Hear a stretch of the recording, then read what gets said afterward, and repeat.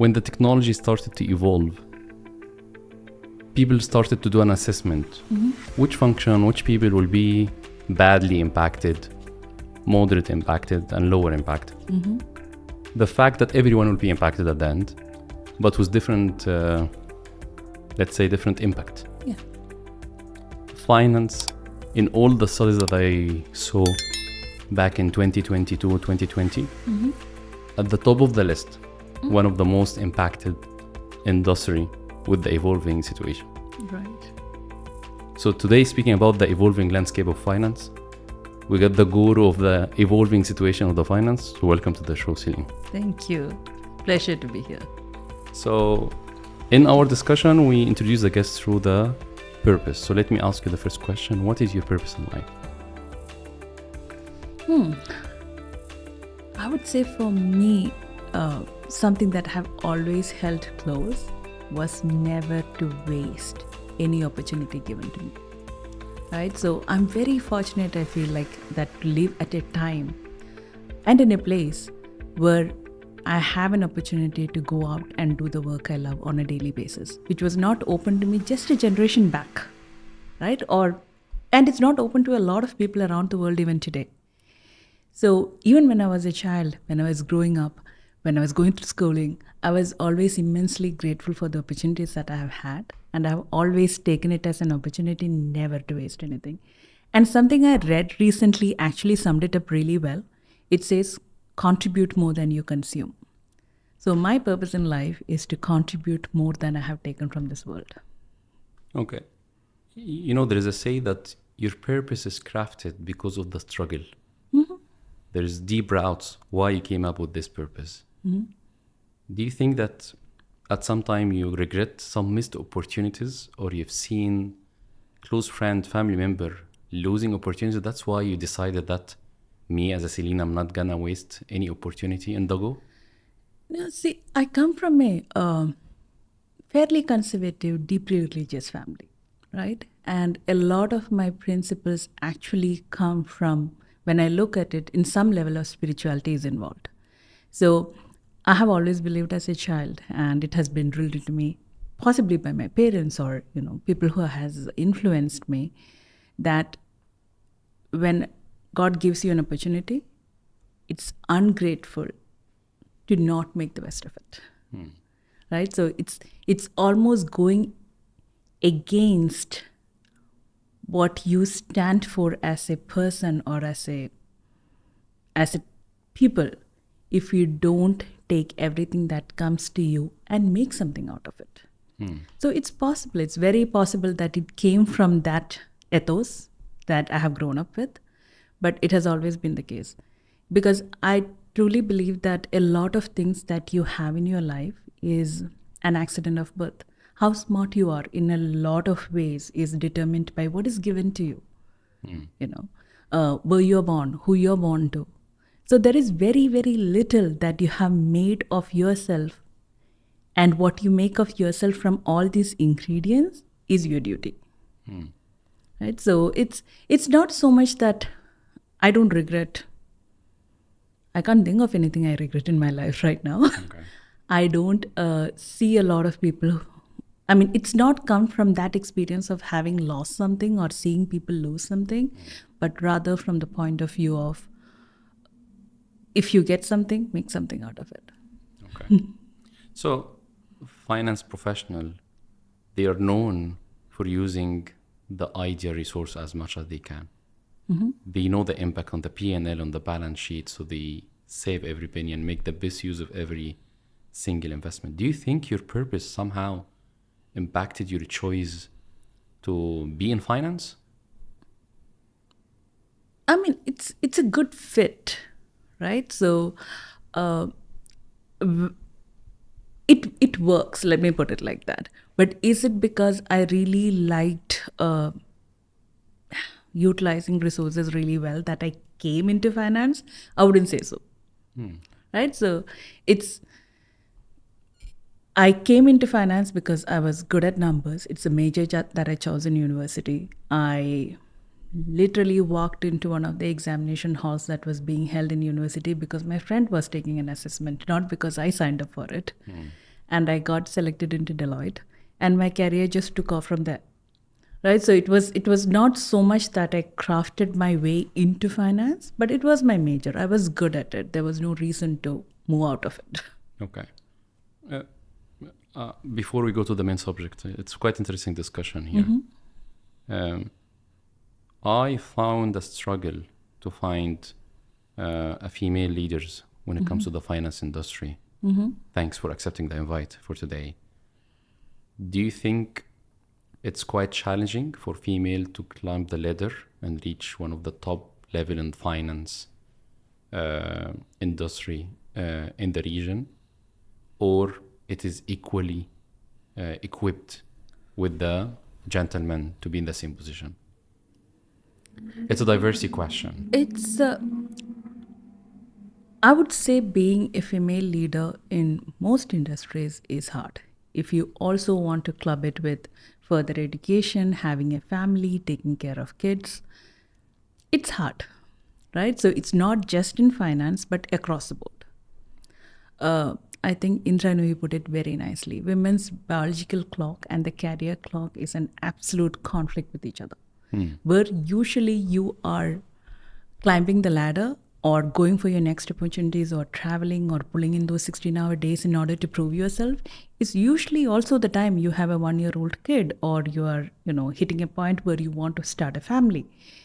And it's hard. So if you don't see a lot of women in leadership, it's not necessarily because the opportunities are not there, but utilizing the opportunities takes a toll, considering everything else that we need to get done as well. Okay. So you need a lot of support to reach where you are, and it's not just your own skill. It's a mixture of opportunities, support network that you can create, and honestly, just plain luck along with your abilities. Of course. Okay. Now, definitely speaking about a female leader, we're not going to speak about the number of years, of course, to start with, but you're welcome since you started at early beginning was one of the big four, and then your career kicked off in finance, evolving across all of this many roles, mashallah. What kind of the significant change you've observed in the finance function across all of this period of time? So I think one of the major ones that I had observed and become part of multiple times is transitions and outsourcing and technology implementation, right? So a lot of times, at least some of the few projects that I have taken on in industry was really around how to make finance teams, especially in market, more focused on value creation rather than on number crunching or reporting or things along those lines. So that has definitely been a wave that I have been a part of. But I also saw something quite interesting. At some point, the companies decided the outsourcing has gone too far. So I've also been part of some interesting insourcing projects. Really? Where they brought in team rather than to a third-party outsourcer, more to the shared service centers fully managed and operated by the companies itself. It was an interesting balance, I would say, to find where to draw the line between what is considered tactical activities and what requires more business acumen and business understanding.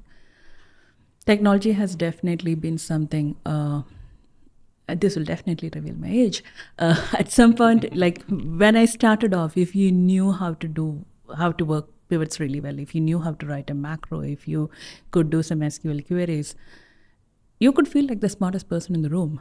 Not anymore. Right? So things have really evolved from there in terms of what you need to do as a junior finance person and how you grow in your career versus how I started out, for instance. Okay. Just one question. When you said that the evolving situation of outsourcing and making the finance team in the market focus more into the value creation, and then some companies realize that they've gone so far on that, where the finance team on ground, they got struggle because they are facing their partners, and the outsourcing is far away, where they got dragged from creating value creation and facilitating and smoothing the outservice in the market, which is not their core of the role. what is the right balance here? Where we can, I'll quote what you said before we started, where we can see the sweet spot between having the right balance between in-market support value creation and outsourcing repetitive task to the third party. I mean, if I had a simple answer to that, I would be making a lot of money selling that solution, right? So it's nuanced. That's an opportunity. You see, you're making the best use of every opportunity. I see that. So it's we are still figuring that out, right? I feel like we are still more open to having more junior analysts who will run ad hoc requests in the market now than we were, say, about 8 to 10 years back, when they wanted all this to be in the shared service centers. It's not just managing the outsourcing part of it. It is a pace with which things evolve, especially in a market like ours. I have roughly 36 countries that I manage in my current role, in one of my roles. In my other one, I have got a global remit, right? Things could change, for instance, in a country like Egypt really quickly, and you want someone to run numbers and have something ready by the end of the day. And shared service teams usually works with SLAs. They need 48 hours heads up in order to do that. By then the situation has changed again. So considering the pace with which we work, or if you're working with governmental contracts, for instance, and you have been trying for like weeks to get a meeting, and then all of a sudden something works out in the next 24 hours. Again, you need that analytics supports in the market in order to be able to manage this kind of quick turnarounds. And I think people also hugely still underestimate the power of face-to-face interaction. So when somebody who is in the market is having a conversation with my sales team, I get a very different results from sending 20 emails and asking for, support, or what they read between the lines. I have had conversations where, a person comes to me and goes like, this is what they said, but I think this is the real issue. And that comes from observing body language to get an understanding of what are they talking about, what are they not saying, are they holding something back, is there something that we need to dig into? So any role that requires a certain level of judgment, quick turnaround, which is relatively unstructured, I think needs to be as close to the business as possible. That's where we add the most value. That's very clear. Thank you so much for this answer. So I'm going to make a lot of money. So speak about the people of finance and face-to-face interaction. There's a disclaimer or a claim that despite the fact that finance as a function is going through a rough disruption, change, and evolving landscape as we're discussing now, still the majority of the people, of the finance people, they're not up to the speed to cope with the change with the function itself. How do you see the finance professional people adapting and coping with the change? Change is hard for everyone, right? I mean, we have worked in the industry for so long, especially in major multinationals. You have to be familiar with the change curve and the change adoption curve and things along those lines.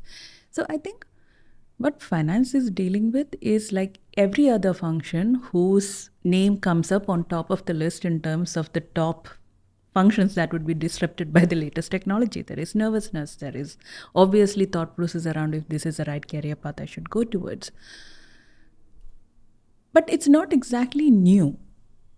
I have been in the industry for a good part of like 15 to 16 years right now, right? And that same anxiety was there when I joined because of the outsourcing projects.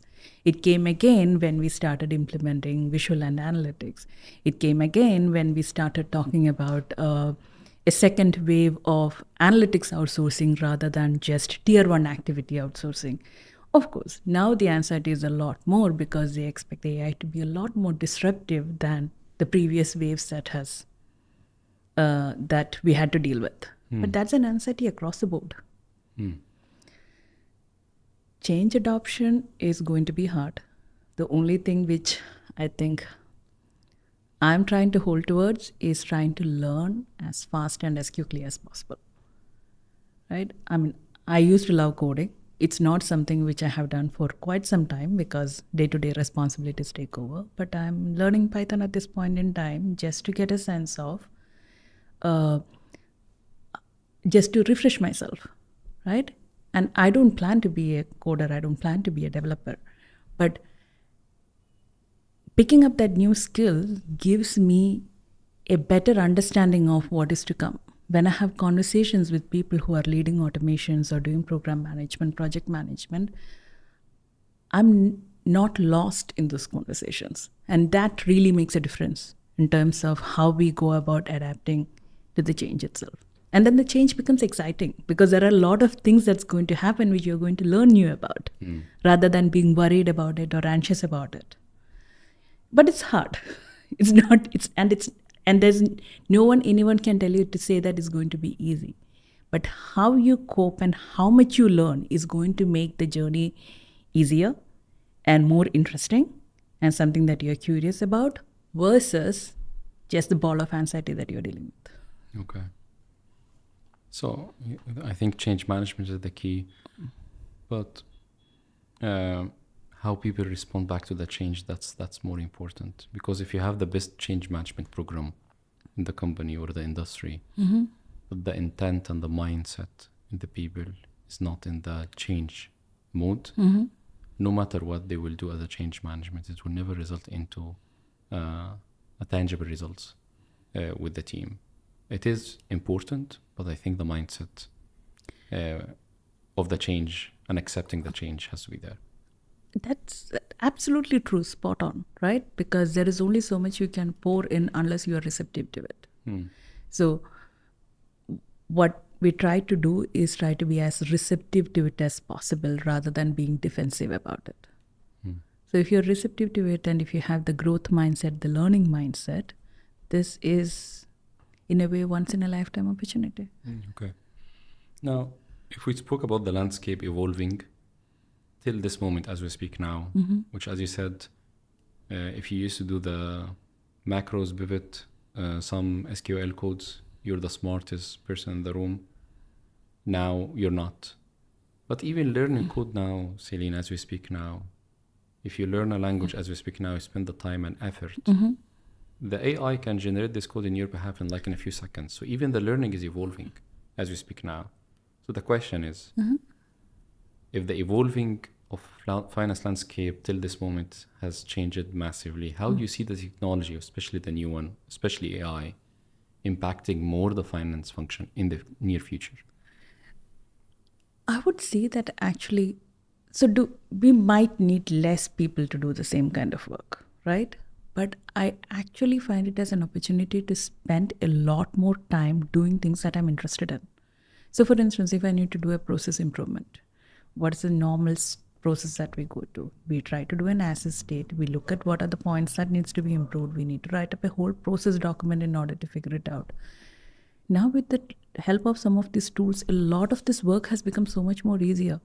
I mean, I think I've told you before, Reda, when I was starting out, when I had to do a process map, oh my God, it was such a painful process, right? But now with the help of Miro, it's like a few clicks, which is, so instead of me spending or my team spending hours on creating that process map, we can spend more time critiquing it and spend more time making it better. So from that point of view, the work that currently AI can do is I find it as a huge enablement. I just feel like the team and myself will be able to spend a lot more time doing things that we truly enjoy and to understand how we can add value to the business. I can spend a lot more time with customers. I can spend a lot more time in the market. I can spend a lot of time trying to understand emerging trends rather than has this report been done properly or the process been written up properly? Are there issues that we need to deal with, right? So I think it's an opportunity, very honestly. Okay. So given this evolving situation as we speak now, when you hire in your team as we speak now, what kind of skill set you're looking for? If I look at it right now, I still need some basic analytic skills, right? So basic analytic skills in terms of being able to deal with a Power BI is still required because we are not in a place where we don't need any of these tools or even Excel tomorrow. It's going to take some time to phase it out. Definitely look at all the basics in terms of being able to do P&L management and things along those lines. But there's one question that I ask pretty much in every interview, like, how do you learn? Because I'm always curious to know, how does a person learn? Right? And if I get a decent answer to that in terms of I learn by, even watching YouTube videos, I try to go and speak to people, I try to understand how this is done, I'm more comfortable with that person rather than saying, I'll ask you or I'll just ask my colleague, because I want to see as broad-based way that they learn as possible. So ability to learn, the learning mindset is absolutely something that you look for. I have also seen a trend, not necessarily in my team, but in finance team, where we are actually hiring people not from a traditional finance background, but engineering background, for instance, right? So that they are able to look interested in finance, but has an engineering basic degree. I have seen that quite often. I would say at least in a few teams that I have worked with, I have seen that evolving more. Yeah. So. Okay. So finance team are known for being busy all the time. They claim that we're only busy at the month in the closing and forecast, and then after the forecast we have the sales and operational plan, and we have bending stuff from the months in the closing, then bingo, we're in the months in the closing Again. and so on. So that's the disclaimer I received from our partners, my partners as well. And in this podcast, I received this feedback from many other elements.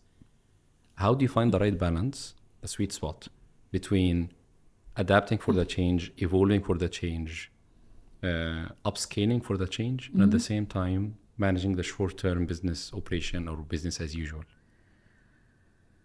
I have to be honest, that's a real, that is a challenge for a lot of professionals, including myself, right? So things that you need to do in order to be ready for the future versus making sure that your deadlines are being met. You have to find the time for things that you think. So it's, if you go back to the normal quadrants that we work with, what is urgent but not very critical, what is important but not very urgent, and very often it falls into that quadrant of extremely important but not very urgent, because nobody is following up behind you for whether you have upskilled yourself or not. You have to find the time for it. So I have, not related to finance, I have been working on a coaching certification because I absolutely love the space, right? The only way I found time for it is to block out 3 hours every week during which I learn. And I consider it just like any other work. I also had a situation where I was in a rut in terms of being able to, wake up early in the morning. You tend to have a lot of late nights, so you don't wake up very early in the morning. And then when you wake up a little late, at least for me, the problem is the day has started. I feel like I'm catching up the entire day, right? And at that point, I signed up for being a morning person program. It cost me 150 dirhams for a month, very honestly. Okay. And all it does is give you a structure around, it's a Zoom call, right? So you could have the Zoom fatigue, but you literally wake up at 4:30 in the morning and you go through a guided meditation process. Okay. And they kick you out of the program if you don't show up for 3 days at a stretch. Wow, So if I you're- was not aware of that. So if you're an achievement-oriented person, you don't want to be kicked out of a program, Exactly. right? So you show up, and you show up consistently for a month, and the habit gets set. So when you also, you regress, right? Because life gets in the way. You don't regress to the point that you were before. Instead of 4:30, you may wake up at 5 or 5:30. But if you ever hit a 7, you are like, no, you have to reset. So take some of those tools. There are a lot of them around available to actually utilize that, and get an accountability partner. Get someone at work or get someone outside of work in your network who will do it with you. It's a lot more fun. I tortured my sister into doing the morning program because it was during the pandemic and I couldn't find She anyone will be else. listening and watching that as well. And she'll be thanking me, I hope. I hope so. Not much there. Okay. Now, the other disclaimer, and I just need to get your views on that. Some of the business leaders, they see that the market is challenging, consumer behavior are changing and evolving every single second. And the finance professionals are not coping or helping us as a business, as a support to evolve more and deliver value to the business to guide them in such a disruptive world. When we speak with the finance team, they're still in their era of reporting, accuracy, governance, which is extremely important. Even the business partnering part, back to the basic, very basic, that even the business team now started to be ahead of the finance when it comes to the financials. Right. Understanding. What is your advice to the finance people, especially the value creator, the one that partnering on the market as you speak now, to support the business to grow profitable in a such challenging economic situation as we speak now? See, my take on it is that parts of finance is just not popular, right? In the sense, there is governance element to it. There is compliance element to it. You don't also want to be the person who is a cheerleader irrespective of what you are cheering on. There are going to be situations in the room where you will have to don your hat of being the compliance person. You will have to be the naysayer. And that is very much a muscle you have to build and be comfortable with being unpopular at that point in time. Evolved organizations, people are mature. It's nothing personal, but it's an uncomfortable situation, especially if you are somebody who likes being liked. It's a tough spot to be in. And you need to have that very courageous conversation with your business counterpart. You can tell them, this is not the favorite part of my day. I would rather drink coffee with you and agree with you for everything you say, but that's not what I get paid for. So you're always going to have that, right? Having said that, finance, I always say that the source of power for finance for the longest time has been knowledge. It has been able to hold on to those reports. It has been able to be the gatekeeper of information, which is no longer the case. A lot of dashboards that we have created, automation we have created, has democratized information across the organization. So you are no longer the gatekeeper to knowledge at this point in time. But you can still be adding a lot of value by spending some time with the data, understand the nuances, but not just with the data, but also spending time in the market. Never lose the opportunity to spend time in the market. You already put it, Reda. It's really hard. You have the month end, you have the forecast, you have the PSYOP, you have everything. Carve out time to spend time, especially with the people who are in the front line. And it doesn't get more frontline than the person who is going and speaking to your customer or your marketer who is trying to drive consumer behavior. So you have to spend time in the front lines if you have to get a good sense of the business. Spend some time with operations. If you can, if you are in a consumer goods moving kind of a business, spend some time in the warehouse. It all adds up to, at least for me, when I look at the line items of the P&L, I can see contribution from the team. Where does it fit in? Where does it come from? It becomes a lot more tangible for me. So it helps. The second job I took after the Big Four was, I only had one criteria. I want to be in a role where I can touch and feel the product that I would be selling or I would be part of. Exactly, right? So, like we had the discussions around like, do you have a specific industry in mind with the recruiter? And I was like, no, I want to be like in a physical space. I want to spend time where I can actually feel the finance that I'm handling. So for me, it's still a requirement. Okay. I spent some time in fintech. It's fantastic. The pace is amazing. I still came back to products and projects. Okay. So just being very authentic. I love the discussion, to be honest, Celine. I'm not going to ask the question, what you're going to give advice to the younger generation. Forget this question, okay? If you look at yourself, being a very authentic person, admitting all the mistakes like a normal person, like everyone in the world. If you go back to the old Celine, what advice you're going to give to her if you go back in time, to yourself, a younger version of yourself? I would say spend more time getting to know yourself as early on as possible. Don't be so concerned about the things that you're not good at. Learn the things that you are great at and just make it better. Like, for instance, So I don't know if you have ever dealt with Clifton Strength Finder or Gallup or any kind of this survey sort of a thing, right? All these are like guidelines. It does not determine your fate, but gives you a lot of information. So one of my strengths in that is I'm a magpie for information. I just love learning and storing information and being able to retrieve it and connect all the dots. Knowing that about myself, I actually actively encourage it right now. And I spend time trying to connect the dots because I know that's one of my strengths. If I listen very deeply in the room, I'm able to see things, right? So, and there are things which I'm not great at.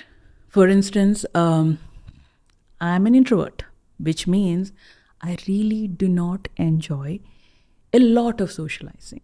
I like deep connections. I like having, meeting friends. I'm also really good at spending time with a large group of people, but I know that I have to manage my energy. Previously, that used to worry me. Like, why am I getting tired at this point? It's only like 8:30. I have to spend more time with people because that's what is expected.